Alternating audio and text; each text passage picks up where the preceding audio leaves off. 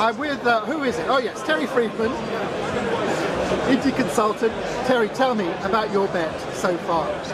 Well, so far it's been very, very good indeed. I've met loads of people, some of whom I haven't met before but have communicated with online, and some of whom I've never met before, and also old friends, you know, so it's been very, very good for me. I tend to regard BET as a networking event, and if I happen to see anything in addition to that, then it's an added bonus. Well, is there anything you've seen here that you really like and like to tell other people about? Okay. There's a lot of augmented reality and 3D stuff, it seems to me. I'm always slightly wary about these things because I always think, well, you know, why? I was talking to someone called Bill Lord before and we were having this conversation. Well, I have seen it used very, very well in a school, which I wrote about recently. Can't remember the name of the school actually, unfortunately, but anyway. The other thing that's really floated my boat, but I did know about it before, was a Too Simple product called Too Simple Super Creator Story, because you can actually write a story but actually bring animations into it that you create yourself and even create some augmented reality type things. I thought that was very good. You know, very creative, very innovative. Anything else that you've been to, or events or stands you've seen or people you've met that really stuck out this time?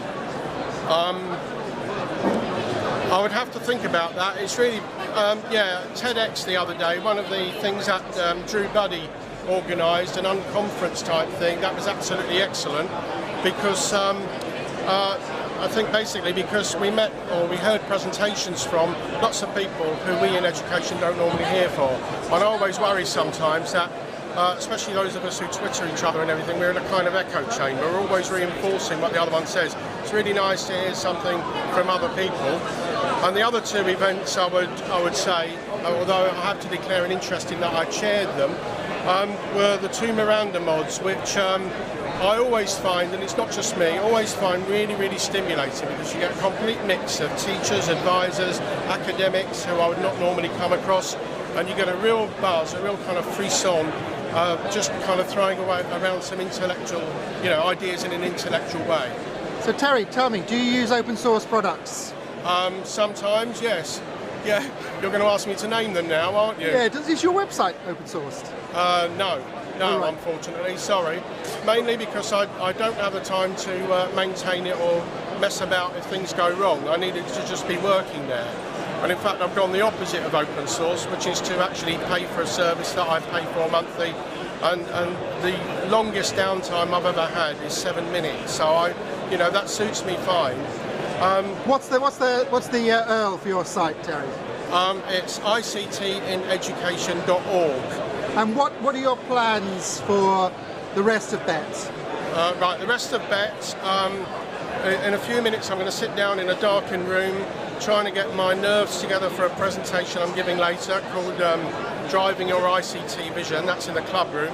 And apparently it's almost sold out, which I'm not sure if that's better or worse than it not being sold any tickets at all.